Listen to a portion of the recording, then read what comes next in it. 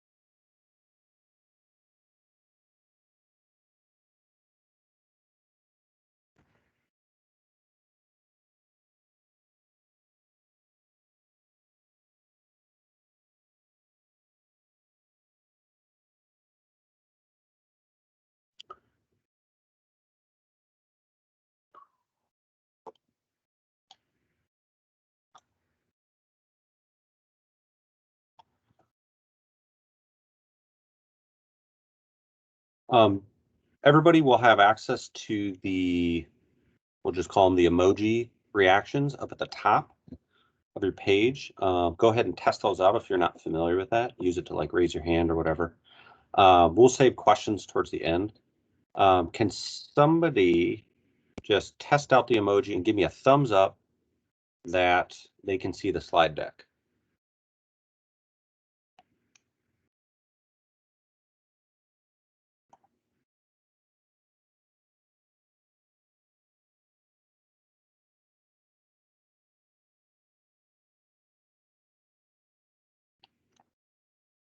Let's see here.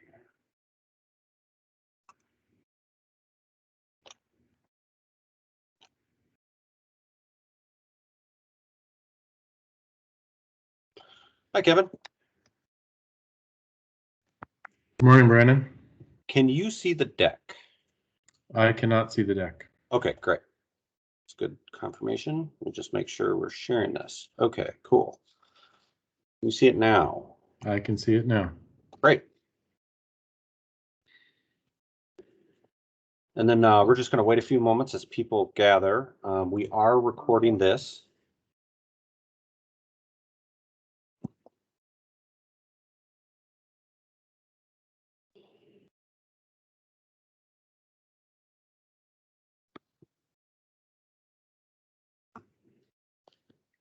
And can you see the, you can see the deck? Okay. Settings.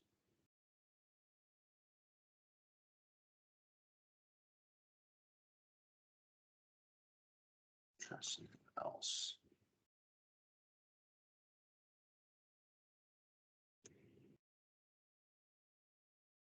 All right, that's a little better. That looks great. Perfect.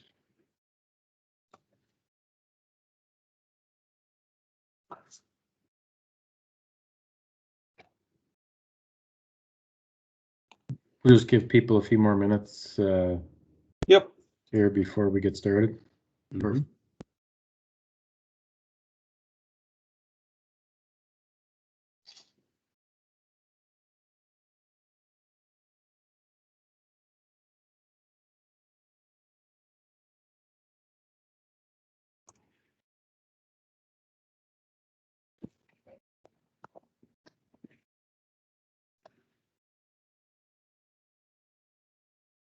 All right, we're at time. I think we'll say we have quorum here. No doubt some folks will join as we go. Hi, Eric. And Eric and Kevin, just reconfirm that everybody can see the deck, and then we'll just get rolling. I can see the deck. All right, cool. Kevin, you want to kick us off? Sure, I will. Thank you, Brandon. And good morning, everybody, and welcome to the Main Street Economic Revitalization RFP information session that we're having. My name is Kevin McKinnon. I'm the Deputy Commissioner for Economic Development at DEED. Really excited to be here today to give you a little bit more information about this opportunity. And I'm joined by Brandon Toner, who is our Director of Small Business Partnerships, and we'll be walking you through some of the details of the RFP.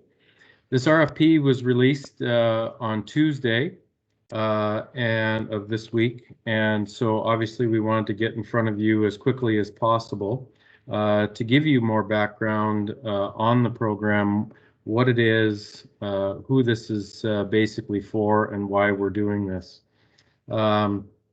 This is a competitive request for proposal. And as such, we will be posting all the frequently asked questions on the website. If you have not seen that, there's much more detail on the website, along with an email address to ask those questions. And once we get answers, those are posted there. The RFP is due on August 31st. These dates were basically set in law, and so we have done whatever we could to get this out as quickly as possible to give you as much time as possible here in this first round to submit. Outreach has been very important to us. As many of you know, we've tried to do a couple of sessions previously.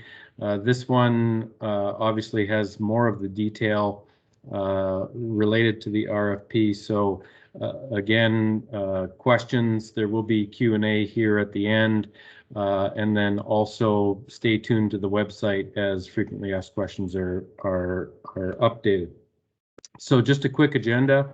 We'll get into the program overview, the request for proposal, talk a little bit about the cover letter and summary, the narrative part of the RFP, talk about lender enrollment forms and other pieces that you'll need to submit, as well as additional forms and requirements. And as mentioned, we'll leave some time for questions at the end. So I'll quickly just go through why this new program. Obviously, the last 18 months has been devastating to many. We are still in a recovery mode, and consumer confidence and momentum are critical to that recovery. We know that commercial corridors are important ecosystems that drive business growth and economic impact all across the state. And we know that there are many that have been impacted by the events of the last 18 months, whether it be through COVID, civil unrest, you name it, that this program is trying to address. So the governor and legislators wanted to create a vehicle for funding the development in these corridors that will jumpstart and accelerate our economic growth and also the recovery. And so with that, I will turn this over to Brandon to walk through the program overview, and then be back for questions. So Brandon. Great. Thanks a lot, Kevin. So I'm gonna provide quick an overview of the program itself, what we, definitions, what we mean by various terms, eligible uses, things like that. And then once we go through those program details, we'll talk about what we're expecting in terms of the content of the proposals we received themselves. At that point, I would strongly encourage folks to pull out the RFP and by all means read it along as we work through that material. So just starting out, what is this program? This program is going to provide funds to partner organizations to establish programs economic development and to support economic and redevelopment projects that deliver economic impact in communities with the greatest needs due to conditions that have arisen since March 15th, 2020. Now, there's a lot in there, and we're going to unpack all those pieces. But the key thing to know is what are the main tools that partner organizations will have at their disposal to support these projects. There's matching grants, or what we call leverage grants, that'll provide up to $750,000 per project. It can be no more than 30% of the project's cost and must be matched at 200%. We'll go into more details about that later. And then there's 80% loan guarantees for up to a $2 million loan per project. So the state will guarantee the value of that loan up to 80% of the value of the loan for a $2 million loan. So we'll guarantee 1.6 million for any defaults. A total of $80 million is available statewide, and no more than 40 million is available in the first round. Round one applications open August 3rd, and those are due 31st. This is a very tight timeline. We understand that. That is also why there is going to be a second round by law before March 1st. So if you're looking at this and you're thinking, well, my community or my organization isn't quite ready yet to get a proposal in by August 31st, you know, no worries. There's going to be another $40 million available that you can access later down the line. No more than 40 million will go out in this first round. So we think that's a really important part of this. It's because some folks are going to be, you know, ahead of others, and we want to make sure that we get good distribution on these funds. So before we go any further, I just want to go over some definitions. We are going to overuse the word partner. We're going to overuse the term organization, recipient too many times. So I just want to make sure that we understand what we're all talking about. So when we talk about commercial corridors and main streets, you know, common sense, but I just, you know, I think it's helpful to have a definition, a working definition. But what we mean by commercial corridor, which also includes main streets, is just an area or city or town that crosses multiple cities or towns where there's a concentration of commercial activity, including retail, accommodation, services, and employment, and even housing, but primarily commercial activity. And then a main street is just that principal area within a single city or town.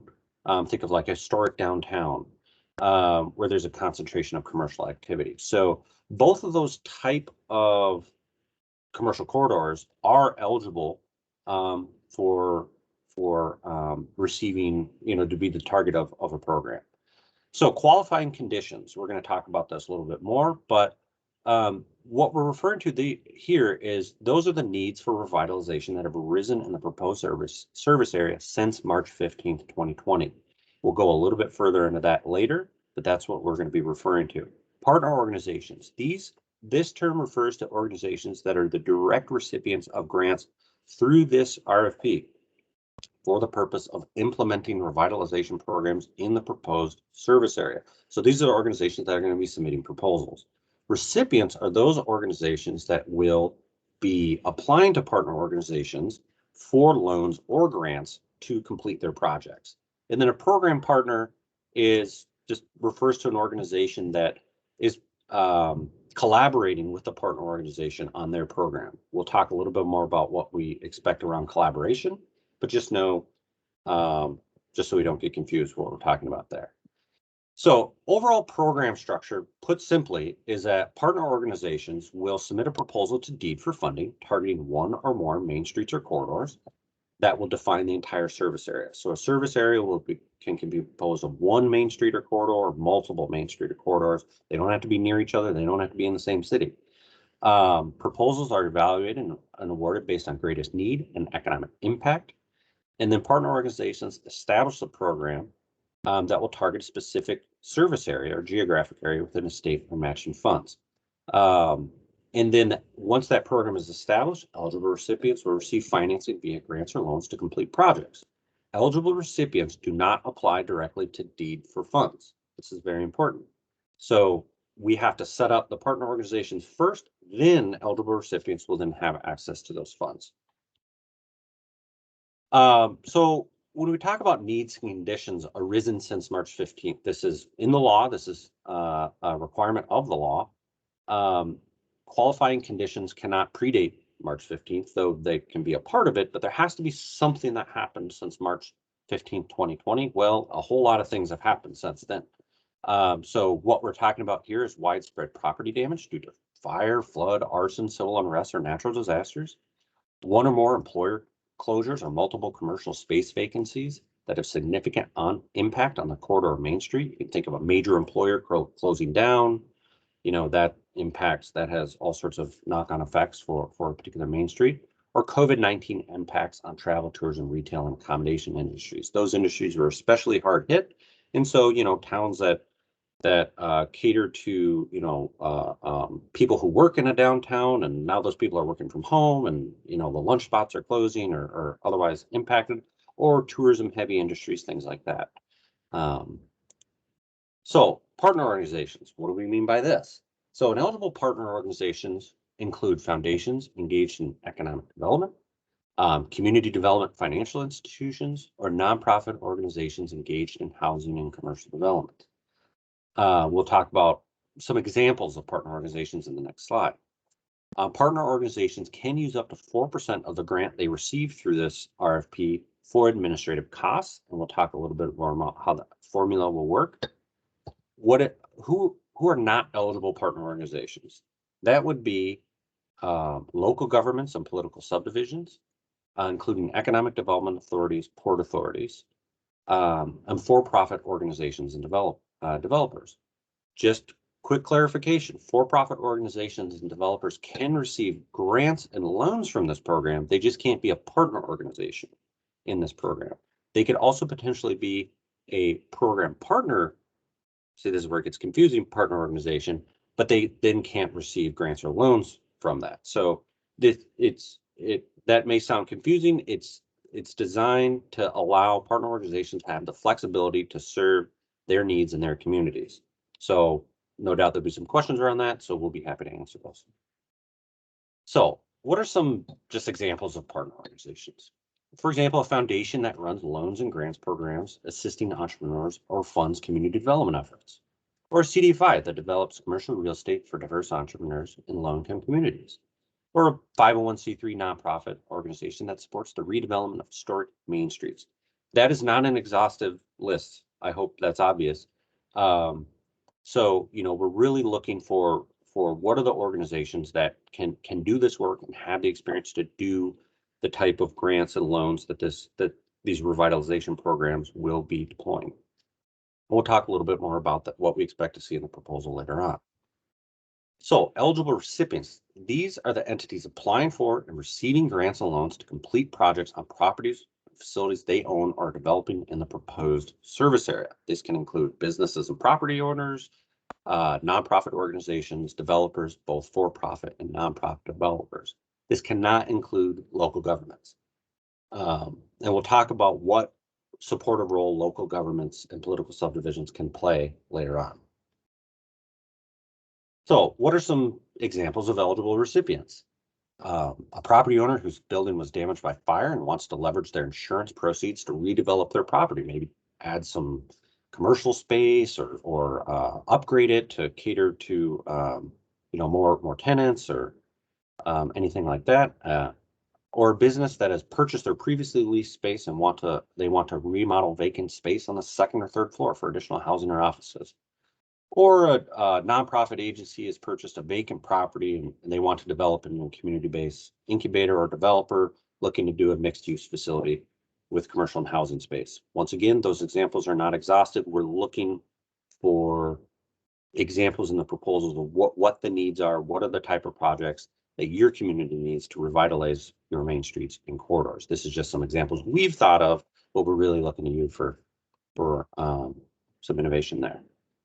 So what can these grants and loans be used for? Leverage. This is really focused on redevelopment and development of real estate and properties. Leverage grants, guaranteed loans can be used for repair, renovation, construction, landscaping, streetscaping, demolition, design, engineering, infrastructure, and related site amenities. Key thing here is these grants and loans cannot be used for the purchase of real estate, and they cannot be used for business operations or business operating expenses such as inventory, wages, or working capital. Now, just a quick note on the purchase question. A purchase may be part of an overall project. It's just if there's a, you know, a funding, a full package that includes purchase, that's eligible. It's just not, you can't use the state's dollars or guaranteed loans for that purchase, right? So a purchase may be part of a project, but you just can't use the state's dollars for it. So now we're going to talk about, we're going to go a little bit more into details about the specific tools, these leverage grants and these loans. We're going to go through some details on some of the requirements around that. So a leverage grant, what we mean by this is that it's up to $750,000. It is a grant. It's not, there's no repayment terms on it. And it can cover up to 30% of an eligible project's cost. Those grants, leverage grants, have to be matched with non-state funds at 200% of the state's portion of the grant. You notice that there's a bit of a gap between 200% and 30. We'll talk about that in a second. Matching funds do not necessarily have to be matched cash to cash, right? This is a cash grant, doesn't necessarily have to be matched cash to cash.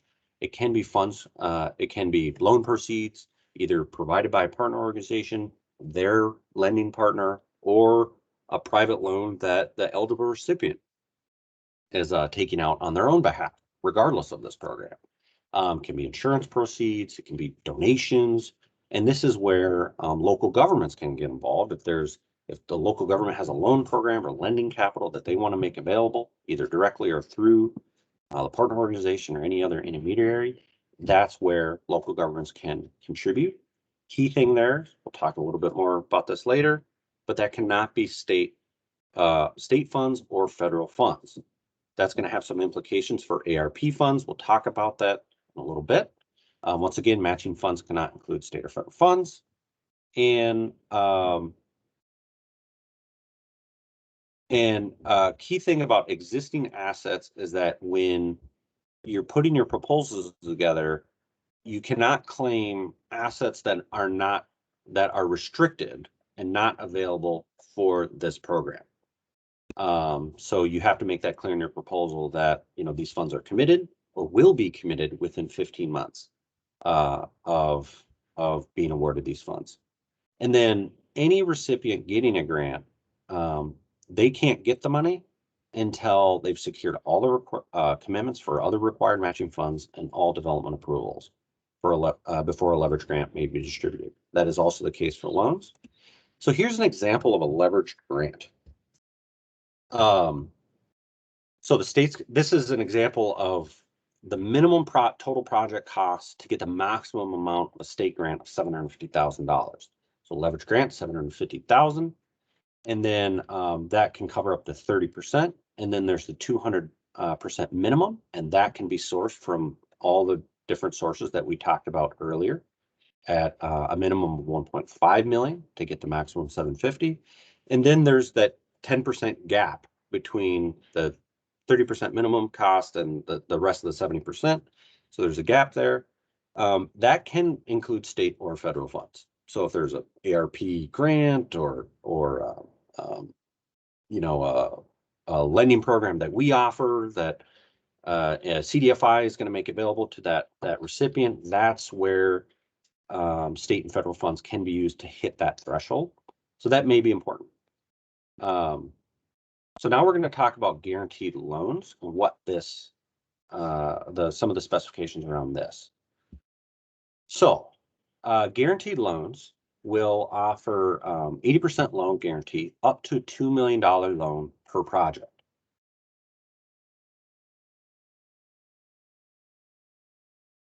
I'll save that. I saw a question. I'll save that question for the end. That's a good question.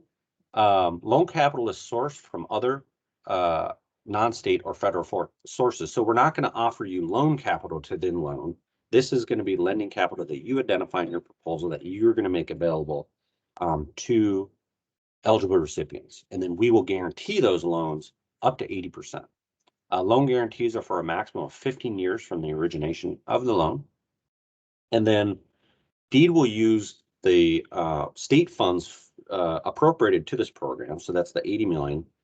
We will use state funds from that to reserve up to 25% of the value of the loan in a loan guarantee trust fund to pay out defaulted loans. We're going to start we have to set aside a minimum of 10, but we'll go up to 25. So that'll be part of the conversation when partners are identified about what are their lending requirements, what do they need to see. But the guaranteed portion loan may be subordinate to other loans. And then once again, the eligible project must have all required development approvals before they get the loan.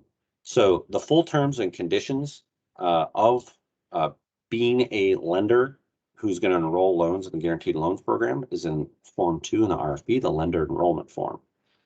Quick note on that is, we don't expect every partner organization to do a loan program. It's not required as a part of this program. Maybe you just want to do grant. That is fine. And if you do want to do loans, then you'll have to do the lender enrollment form. We'll talk about what that looks like later on. So guaranteed, here's an example of a guaranteed loan. Pretty simple, $2 million for a loan. Guaranteed portion is 1.6.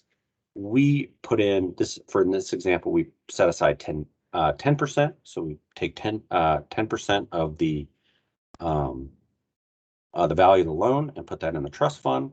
And then administrative funds is 0.4% of the value of the loan. We'll talk a little bit more about administrative funds later. Total state dollars devoted to the project for that particular loan is $200,000, $8,000. And total non-state dollars is the $2 million sourced from other sources. So when requesting guaranteed loans, you'll request essentially what you'll request is a lending capacity that then will be backed by our loan guarantees. So if you anticipate being able to make available $10 million in loans, then you're requesting $8 million in guarantees, which then there's a subsequent trust fund set aside for you. And then there's administrative funds equal to 0.4% of that total lending capacity. So there's a worksheet in the RFP that'll map all that out. Should be pretty straightforward. Note on administrative costs. So 4% of the grant to a partner organization may be used for administration and monitoring. Eligible costs, pretty standard list, personnel, fringe, etc. I won't enumerate that entire list. In the RFP, there's a calculation. I'll explain a little bit about what this means, but it's pretty simple. It's your leverage grant allocation, the amount of funds you're requesting to make out in grants, times 4%, plus the guaranteed loan allocation you expect to loan out, times 0.4%, and that equals your administrative funds. The 0.4% is related to what we're actually going to be contributing to the trust fund. That then means those dollars aren't available for grants. So that's why it's 0.4%, which is 4% of the 10%. So anyways, it's all laid out in the RFP. Don't worry yourself with it. But if you have questions about that, we'll be happy to answer. So matching funds and deadlines. So, partner organizations must have matching funds identified and committed at the time they submit a proposal, or be able to demonstrate that they're going to be able to get that done within 15-month period following the awarding of funds. That doesn't necessarily mean that the project has to be complete by the end of that 15-month period. They just need to get all the development approvals done. They need to get the commitment secured, and the project ideally would have at least a start, but at minimum those projects would be secured, or the funding would be secured. Once again, matching funds can include this list. And no grants or loans may be made after December 31st, 2024, and all funded projects must be completed by December 31st, 2026. So we hope that's enough time to get all these done. And there's some hard stops in the law that we just have to abide by. So let's talk about collaboration. What are requirements around this? What could it look like? Proposals are allowed and encouraged to partner to meet program objectives. Some partner organizations are going to have a really robust lending program, but they may want to partner on certain aspects, other aspects of deploying this revitalization program. That could be community outreach and facilitation, or maybe you want to work with a lender to actually do the lending program, or technical assistance recipients, or a community review process. We encourage that. That's great. But but we have to avoid conflicts of interest in award decisions. Partner organizations cannot fund their own projects or the projects of their collaborators.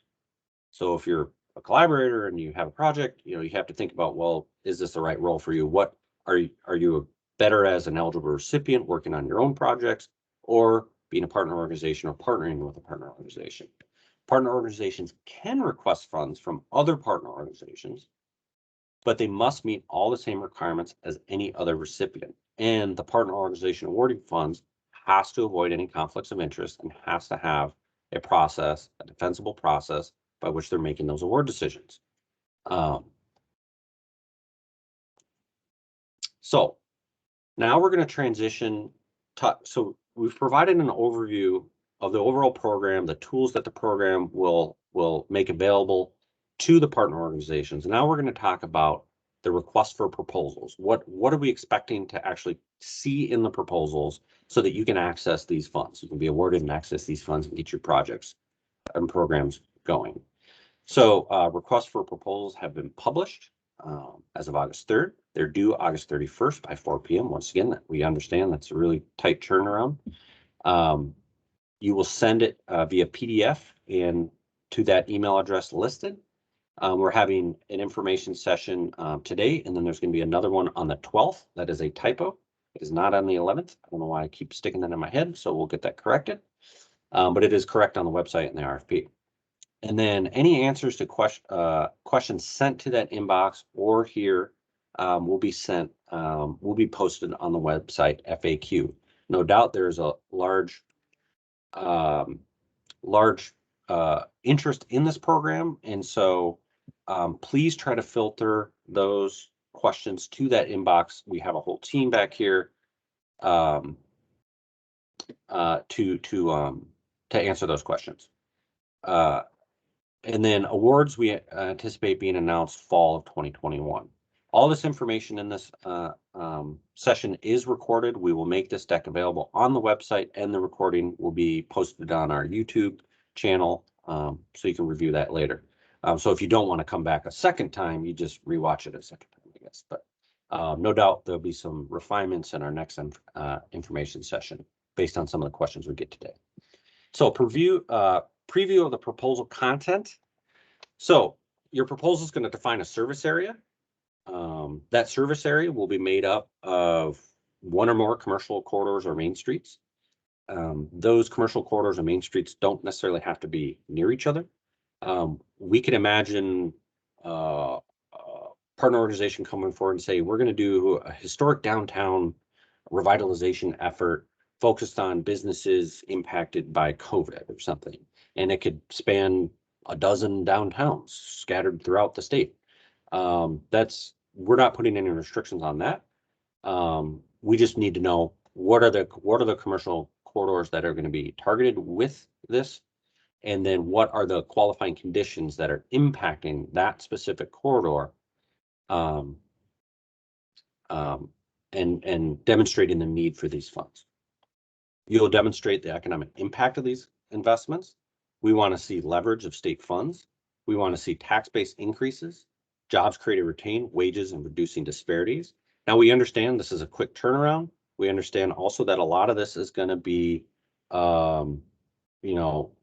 projections, and the high scoring proposals will have the best and most robust projections of tax-based increases, but you may have to rely on some estimates, but make, the more documentation, demonstration of the robustness of that analysis, the stronger your proposal is going to be, and convincing us that this is going to deliver the impact meant by to meet the objectives of this program. And then we also want to know, for the partner organization that's going to be taking the lead, do you have the qualifications and capacities to successfully implement this program? This could be pretty tricky, some of this stuff. It's going to require a lot of different things of organizations, some of which maybe they don't specialize in. So we want to make sure that you can actually get this done. And then we also, how are you going to conduct outreach, and how are you going to solicit requests from eligible recipients, make award decisions, and include impacted communities in the process? I just want to highlight, some people are not going to get funded. A project that, maybe there's a lot of merit and they're going to want some funds from this program and they're not going to get funded. They better know why they didn't get funded, and that there is a defensible and good reason for that. They couldn't access the funds, that didn't deliver the impact, whatever that is. We also want to make sure that these funded projects reflect the aspirations of the communities in which they serve. So how are you going to collect that information? Are you going to survey business owners? Are you going to survey residents? How are you going to engage? And then how are you going to involve them in the decision process and communicate that back out? So proposal format. So now I'd highly recommend, this is going to be the highly recommend some caffeine or something for this session. We're going to go to a deep dive into the content of the RFP itself. I highly recommend pulling up a copy of the RFP, and we're going to walk through it. I'm not going to read it line for line, but we're just going to walk through the sections, and hopefully that maybe that raises some questions that we can get to at the end. So here's overview of the proposal format. There's going to be a cover letter and program summary. You'll find that in Form 1. There's going to be the proposal narrative. My phone. And each of those 6 sections, which we'll go into further later on, there's going to be a lender enrollment form. That's Form 2. This is applicable if you're going to be doing a lending program. There's a partnership chart. If you're going to have partners, we want to know who they are, what their roles are going to be, whether or not they're going to get compensated out of the administrative funds from this program or other sources. And then additional required documents, which include Affidavit of Non-collusion, conflict of interest, pre-award risk assessment. We'll talk about all those in detail later. So let's dive into it. Well, let's talk about the proposal evaluation first, actually. So we will receive these proposals. We a review committee composed of state staff and community reviewers that we're recruiting right now. We'll review these proposals and score them on a 100-point scale, weighted as follows. I'll let you read that. I'm not going to read it out loud, but this weighting reflects the priorities identified in law. The law is specifically saying we want to see tax base increases, we want to see qualifying needs and impact, and this funding getting leverage. So impact includes tax bases. I repeated myself there. And then beyond those in-law priorities, we want to know, can you get this done? And do you have the support of the community to get this done? So how are you going to get it done? That's your program design and work plan. And then what are your capabilities to actually implement that plan? That's your organizational capacity. And then community support. Scores are average, proposals ranks, and a recommendation for funding is made. And that recommendation is transmitted to the commissioner for his review and all committee and for his final decision. Awards are final and not subject to appeal.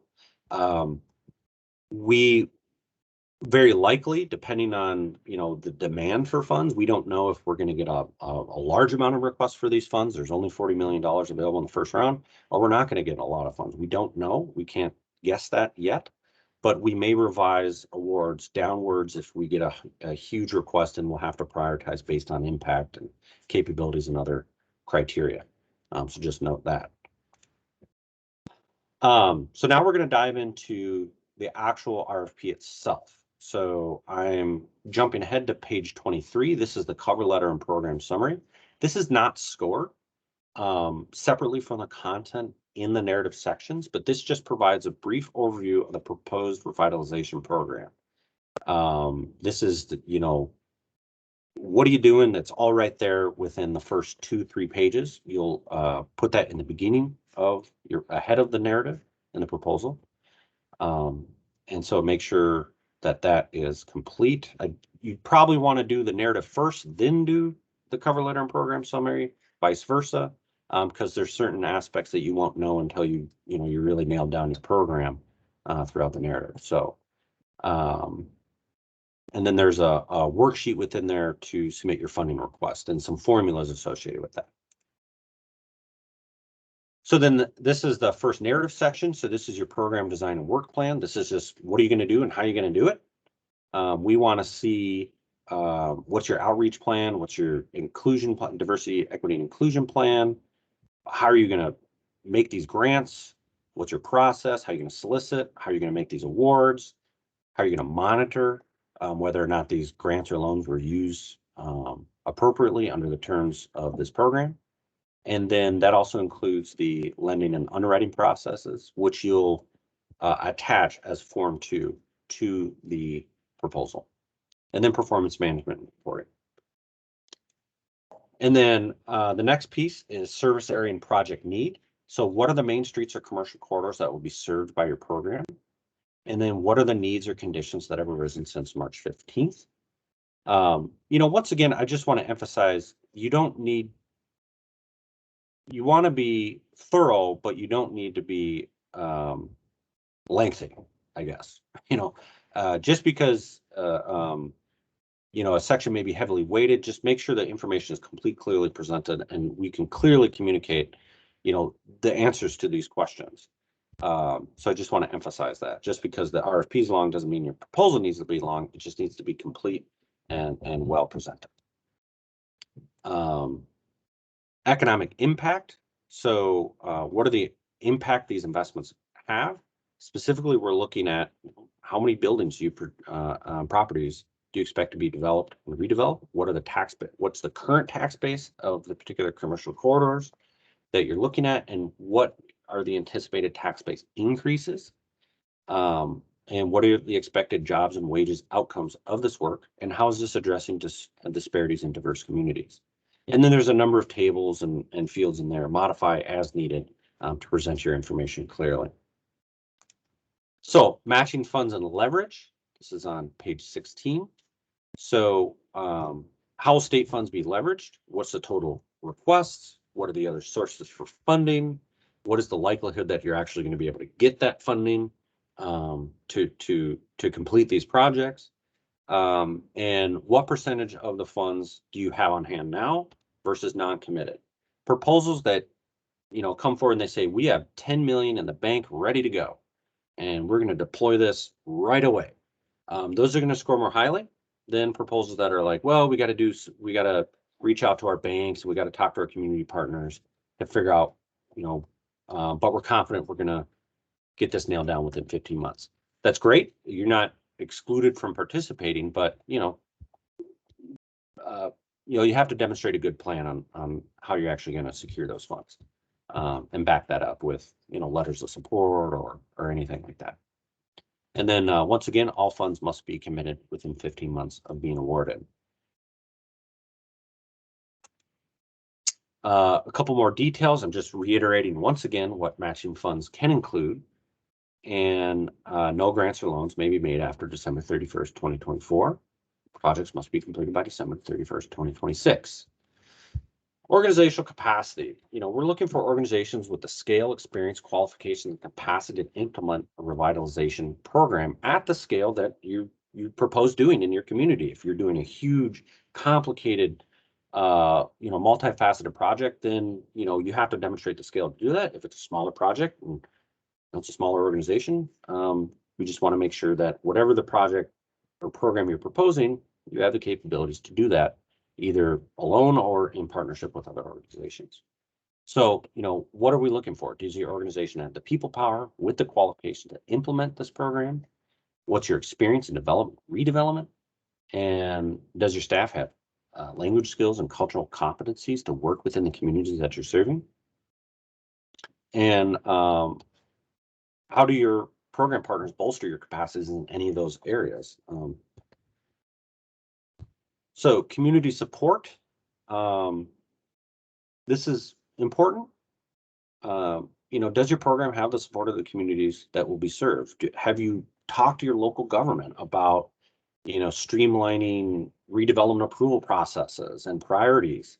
Have you talked to your chambers and other business associations, community-based organizations, neighborhood organizations, business owners, property owners, and residents? We want to see who are the community supporters and how can we know that they in fact support that. So letters of support are going to be really important here, and other ways of demonstrating that. So diving into specific forms. So there's the lender enrollment form that's on page 27. So this is required form for those proposing a loan program. Does your organization or program partner have the experience and capacity to manage the loan portfolio? We can imagine situations in which a partner organization is not going to be the lender, but they're going to work with a lender. So if they're going to work with a lender, the lender needs to fill out this form. And there needs to be a letter from that lending partner that explains to us what the relationship is between the partner organization and that lender. And then what are your written procedures and criteria for lending and other additional terms and conditions. Form 3 is a partnership chart. So if you do have partners, who are they? What are they doing? Are they getting compensated? Are you paying them? How are you paying them? And then making sure that if there's any conflicts that those are disclosed. And then this is some other required forms. So affidavit of non-collusion. This is important. You know, there's no doubt going to be some conversations within communities. The key thing is that the actual content of the proposal itself is non-public data until the conclusion of the awarding process. So you can't just send your proposal around. The key thing here is we want to make sure this is competitive and are submitted independently. And that means independent of other people submitting proposals. This does not preclude community engagement and planning and conversations. Just don't share the content of your proposals. We also anticipate there might be some overlap in service areas. That's not, that's fine. We ideally, we want to make sure that there's not market confusion here, so that businesses know who to apply for. And that there's a particular partner organization for a specific territory, but we understand if there's going to be some overlap in some of that. And that's fine, but you know, you cannot collude with other proposers. And so you have to sign an affidavit affirming that you are not doing that. And then form 5, you'll have to fill out a conflict of interest disclosure form, making sure that you understand what our conflict of interest policies are.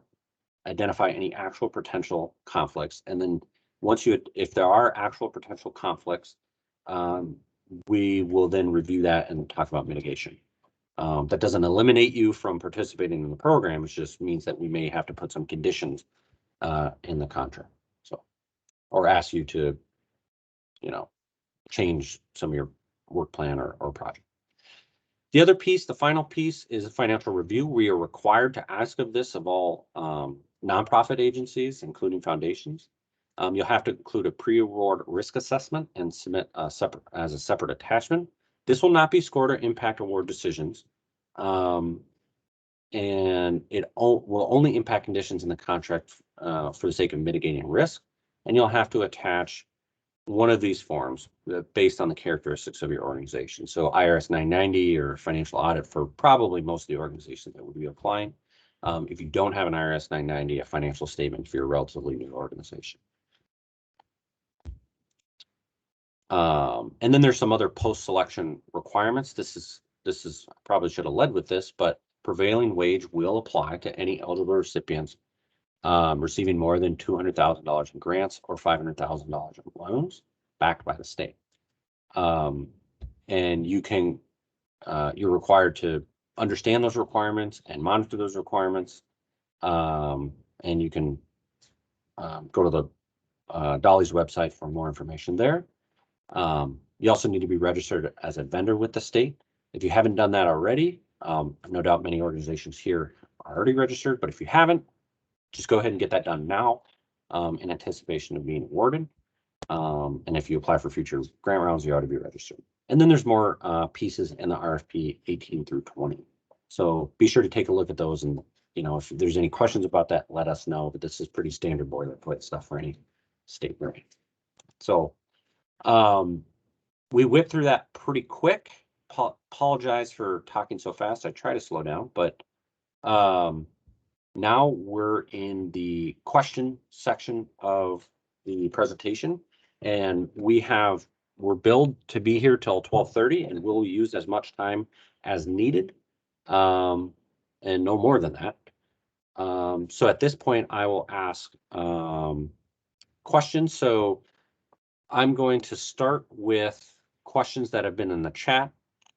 Please don't submit any right now so I can make sure we answer all these questions, and I'm just going to read them out loud, and then we will go through this. So Russ Adams asked, could you please clarify how eligible recipients can navigate the complex rules under conflict of interest under this program? There are many CDC nonprofit developers that ties to potential partner organizations. How can they qualify to receive funds that they have so many direct connections to partner organizations? This is a great question. And one of the things that we're looking for from partner organizations is, how are you going to navigate that? How are you going to have a award decision process, knowing that a potential partner organization is already co-funding or in partnership or collaborating with other organizations that might apply? We don't have necessarily an answer for that. It's not going to be a concern, necessarily a concern of eligible recipients right now. It's really more of a concern for partner organizations on what their process is going to look like. And if there's any kind of major issues that would prevent some otherwise meritorious projects, please email that inbox. Let us take a look at that and how we can work through those issues. So Russ, thanks for that question. That's a very good question, and will no doubt continue to be a topic of conversation as we get through this. But we're really looking for partner organizations to lead on that and tell us, like, how are you going to do this? Emily Nygren asked to clarify, the subgrant recipients also must spend down funding within 15 months, or those contracts must be set up within 15 months. So subgrant recipients don't have to spend down funding within 15 months. They have to spend down funding within, I think it was it December 2026. That's when the projects have to be completed by. They just have to get all the funding secured and get all the development approvals within 15 months. So they could get all the development approvals up to the 15 months, and then they have until 2026 to complete the project. So I hope that answers that question. Matt Kazinka asks, are proposers encouraged to identify specific eligible projects they plan to fund in their application? It seems that they would need to do that and want to demonstrate those projects have insurance and other matching funds ready to leverage. So this is a good question, and it gets at kind of one of the complexities of how this program is rolling out. By all means, you can identify the type of projects you're going to fund, or even specific projects that you want to fund. But in the end, those recipients will still have to apply. There'll have to be some kind of application process where there's a formal process of which by they request, and then you make an award decision. So it's not elegant, but that's how the law was set up and written. So we're looking for partner organizations to figure out the best way to do that. Anatoly asks, will we share these slides and recording? Yes, we will. Sorry if I mispronounce this. Vasiliki asks, given that perhaps many applications will be focused on similar corridors, will the team work to connect projects and teams to align funds between the work? So at the level of eligible recipients receiving grants and loans, we won't. That is up to the partner organizations to figure out how they're going to work within those communities.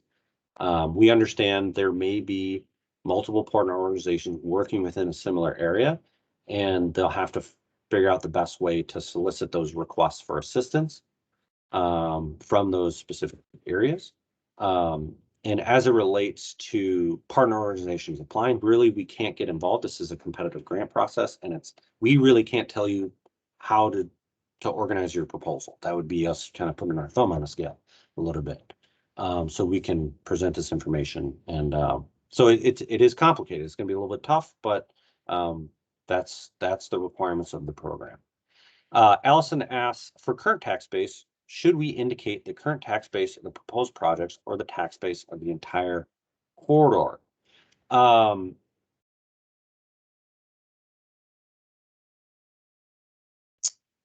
you have some flexibility there. I think our expectation was it's a kind of an either or situation. If you want to identify, the tax base of the entire corridor, and then, an estimate of the projects that will be funded and the increase, by all means. If that is too difficult and you want to focus on, specific properties, that is also acceptable as well. You'll have some flexibility to figure out how you want to report that. Russ asked, does each award of a loan guarantee reduce the amount of funds available for grants, or are the two not connected in this fashion? Wondering how loan guarantees impact the amount of funds available in round one. This is a great question, Russ. 2 for 2 on great questions here. So yes, a loan guarantee does draw funds from the overall pool, in so much that we're setting aside funds appropriated to this program to contribute to the trust fund that will then pay out for defaulted loans. So for example, a $2 million loan will result in a minimum of $200,000 being set aside to be contributed to the trust fund. That's $200,000 that would not be available to make for grants. So we're really we're not sure what the market demand is going to be for loans versus grants. So there may be some adjustments here. If people come in and absolutely no one wants to do loans, well, then that's more for grants. If everybody wants to do loans, well, then, we'll have to see how there will still be capacity for grants. I think it's possible to absorb all that dollars via loans. So we'll have to see what the requests come in and what the actual deployment of those funds will be, and we will have flexibility to adjust as needed. Right now, we anticipate absolutely no more than $40 million would pay out for defaulted loans, right? And that's a lot. That's backing, hundreds of millions of dollars in loans.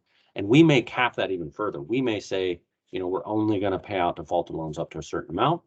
We want to hear what folks what the demand is for those loans. So more to learn later.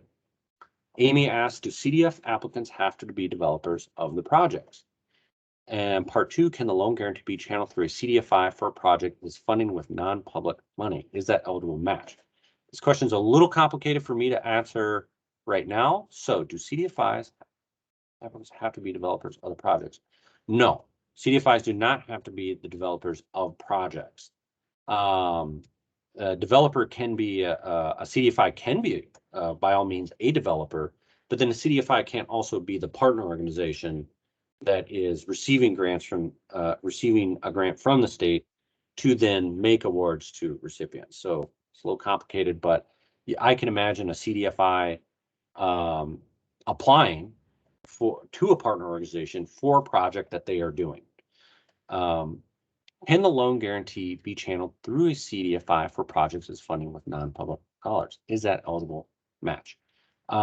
Yes. So a CDFI could participate in the loan program either as a partner organization or a program partner of that partner organization, and they could make loans and get access to those guarantees, as long as the source of capital for that loans isn't state or federal funds. And that is eligible match. One thing I may have glossed over is that the non-guaranteed portion of a guaranteed loan can be counted as match towards a leverage grant. So an eligible project can receive both grants and loans from this program, and the non-guaranteed portion can be matched towards that grant. So that can be important for some projects. Bruce, Corey asks, are both partner foundations and CDFIs, as well as eligible businesses, required to show matching resources? In this case, lending capital considered as matching for a partner organization, foundation, CDFI. So lending capital is considered as matching, and eligible businesses are not required to provide match.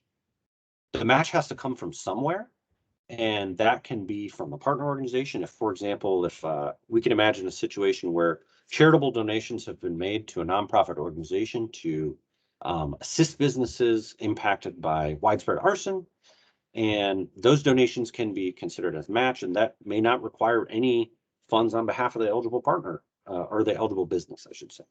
But then the inverse is also true, that eligible business can use their own funds, insurance proceeds, donations they've directly received from like a Kickstarter or something, or loan capital that they're accessing from their own lender, regardless of participation in this program or the partner organization. Allison asks, does prevailing wage apply to the entirety of each development project receiving over the triggering amount, or only the portion of the project developed with deed support? I'm not an expert in prevailing wage. My understanding is that it is based on the amount we're putting in the project.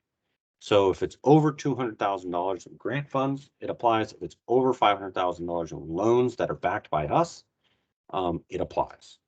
But I encourage you to read Dolly's requirements under that and understand that. We are not prevailing wage experts on this. Are we required to use tables? Enrique asks, are we required to use tables? If yes, I assume tables should be part of the proposal or part of the 15-page limit. Yes, and within reason. I mean, if you know, if your list of supporters is incredibly long, you know, we don't want to hold that against you for your page limit. But yes, you need to be tables, and generally that would apply towards the 15-page limit, but you know, within reason there. The application on section, Eduardo asks, the application on section brief description of commercial corridor or Main Street, you asked for total leverage grants. That is asking what is the total request that you're going to be making available within that specific corridor. So there's an overall project ask. Let's say you're going to request, you know, $5 million in leverage grants. How much of that is going to go to commercial corridor 1 versus commercial corridor 2 if there's multiple commercial corridors? So we want to know that. And then Eduardo's question continues. These numbers are not going to be available. Okay. His concern is about talking about his question is about how are we going to know what to put in the proposal if this is projected? You're going to have to project it, you know, and you're going to have to demonstrate how you came to those projections. So that's the conclusions of the questions in the chat. At this point, if you want to raise your hand and you want to use audio, I can open that up. Let me just pull up the list of participants, and then you can use the emojis at the top if you want to ask a question. And then if I don't see any questions in the next 10 seconds, I'll assume there's no other questions to be asked, and we will conclude. Let's see. I see Emily. Let's see if I can. Wow.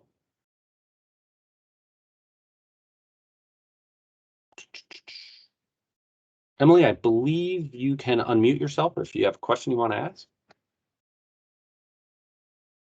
That's Emily Nygren, City of Duluth.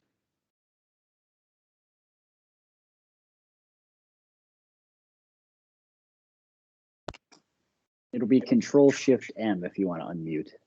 Oh, thanks, Eric.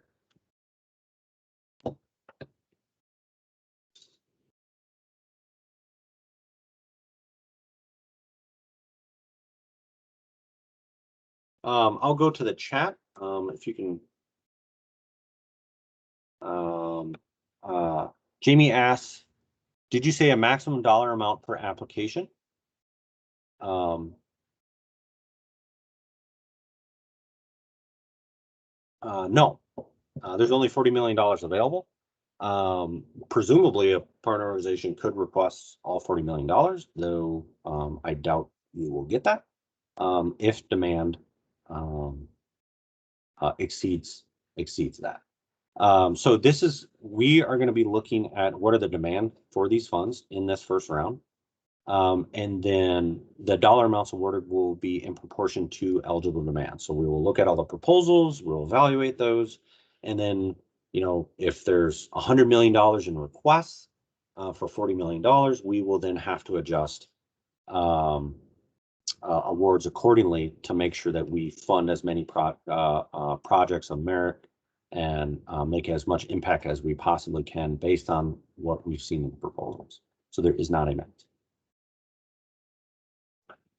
Bruce asks, your FAQ said murals are not eligible, but how is that different from mural from cost of painting the building or art as business furnishing?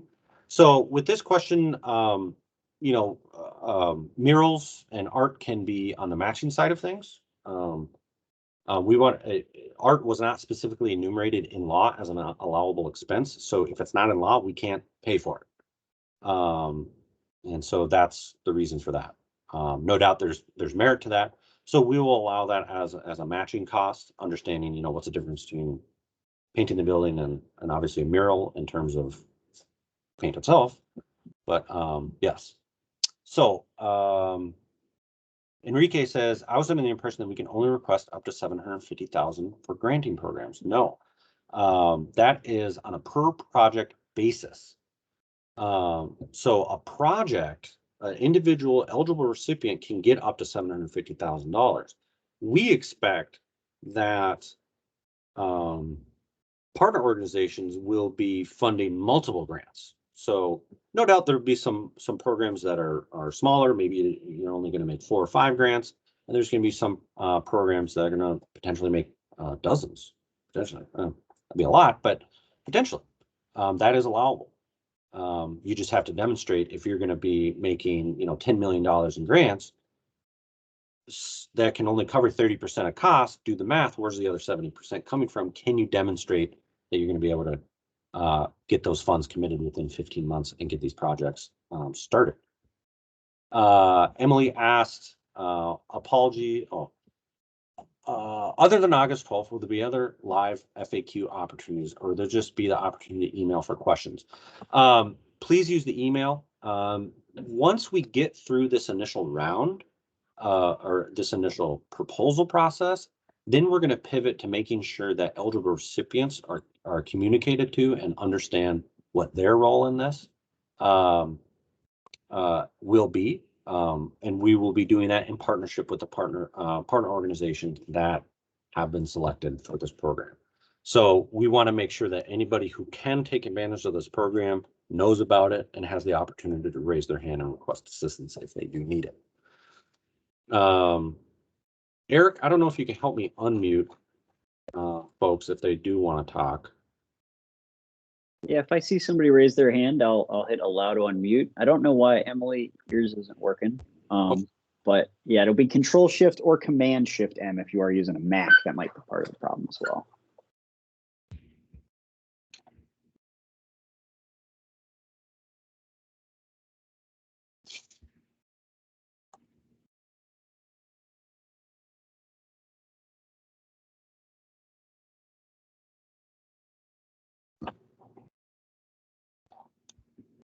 Great.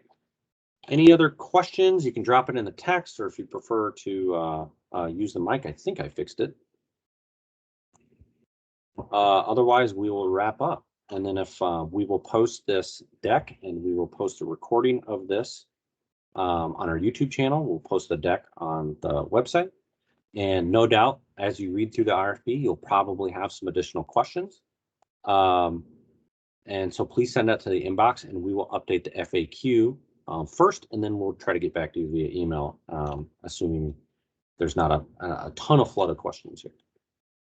I think I see a question from Martha. Martha, does DEED have a preference for a smaller number of community partners handling a large number of projects covering a large geographic area versus a large number? This is a great question. So we're looking for impact, right? And we think impact probably happens at scale. That's not to preclude smaller projects. That's not to preclude smaller, more focused partner organization. But you know, we want this money to move and move fast and make sure that the organizations that are deploying these programs have the scale and capability to do so. So with that, does DEED have a preference? Yeah, we expect more than what we don't want to see, I think. Not that it's not allowable, but it's going to have a hard time demonstrating impact is one-off projects, right?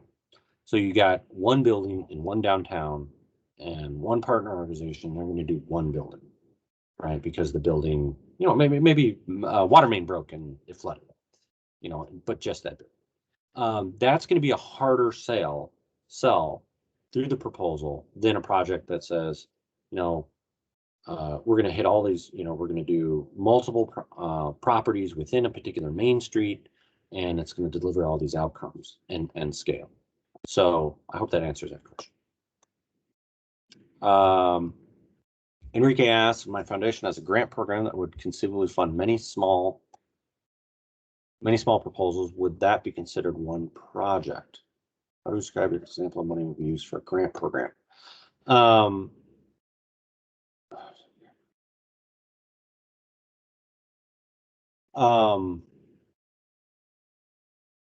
Make sure I understand this question. So if you're making multiple grants and multiple loans, each of those grants and loans are considered a project to an eligible recipient. That is part of your overall program. Does that make sense? Yeah.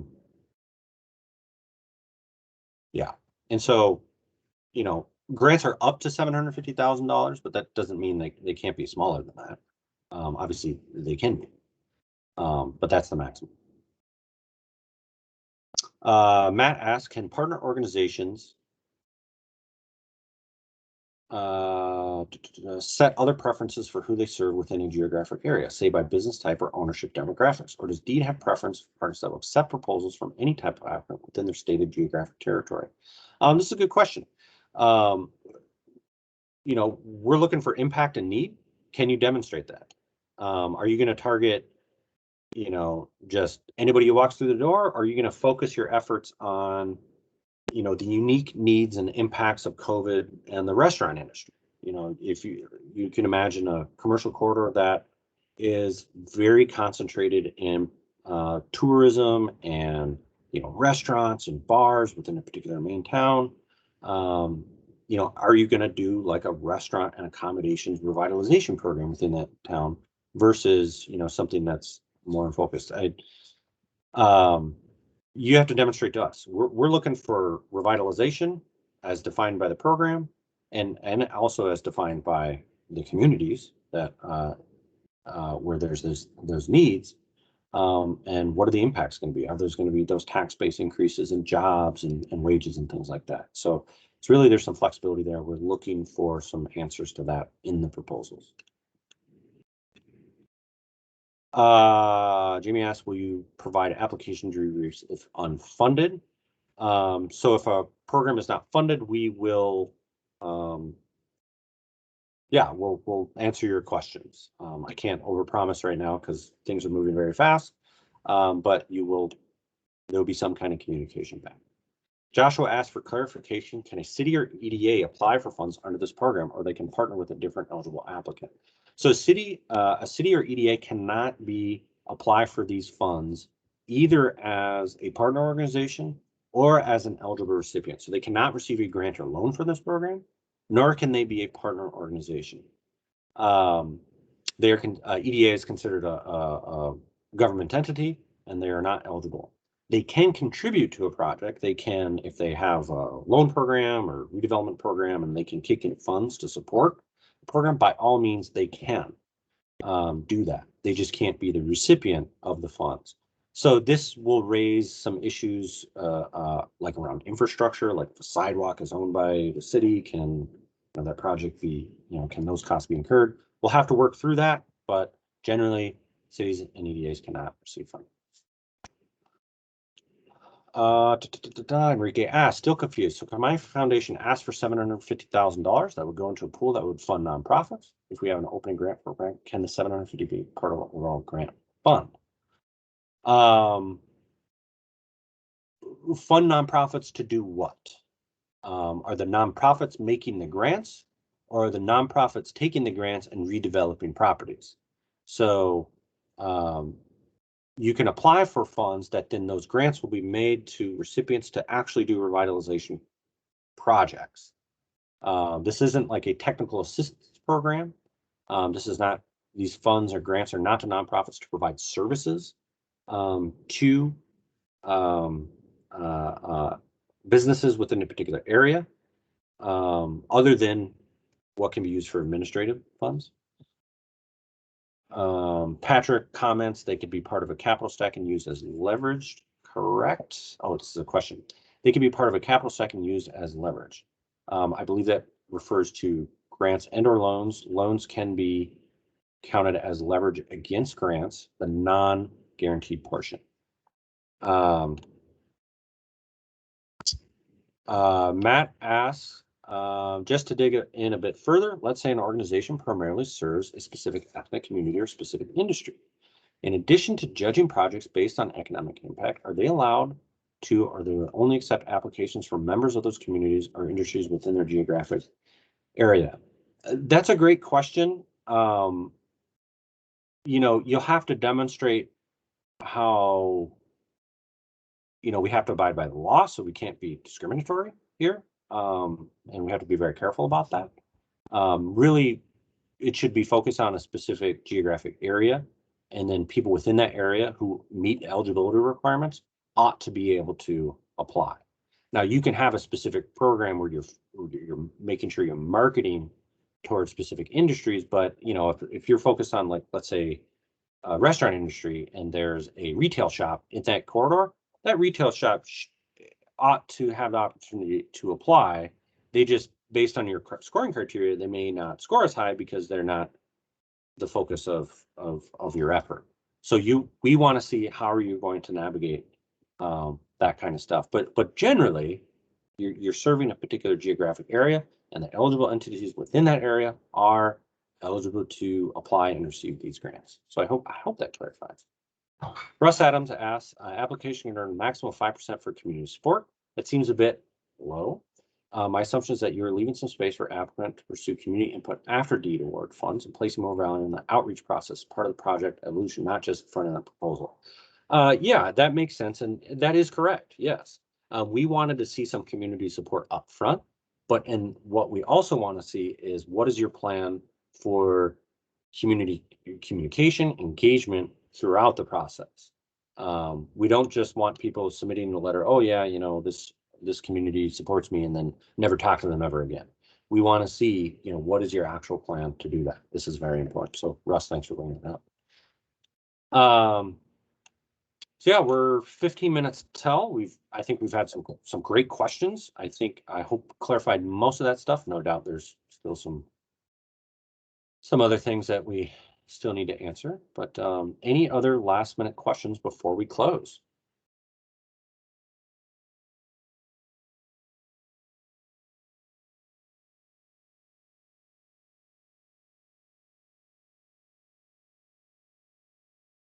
You're welcome, Eduardo. Says thank you. So with that, unless there's any last minute stuff, let's wrap it up. And thanks a lot for all those who attended, and thank you for your interest in this program. This is a very important program. This is going to be a heavy lift for a lot of folks, especially given the time. But we really believe in the positive impact these resources can make, and we're really looking for, you know, your partnership and maximizing that impact. And so we're here to help. We're here to assist in success of getting these funds deployed. We also want to make sure that we have a fair and transparent process so people understand why and who's getting funded. The second information session, Jasmine asked, is it going to be the same information? It will be exactly the same information. So if you really love my presentation, by all means join us, but feel absolutely no obligation to come again. We're on a tight turnaround, so we just want to make sure we overdo the outreach on this and overdo the communication on this. So yeah, with that, thanks a lot.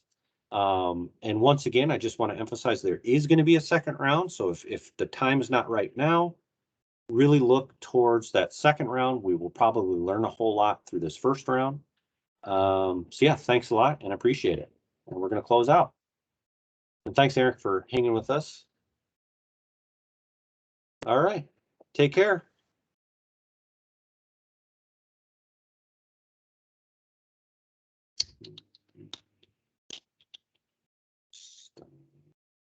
Recording.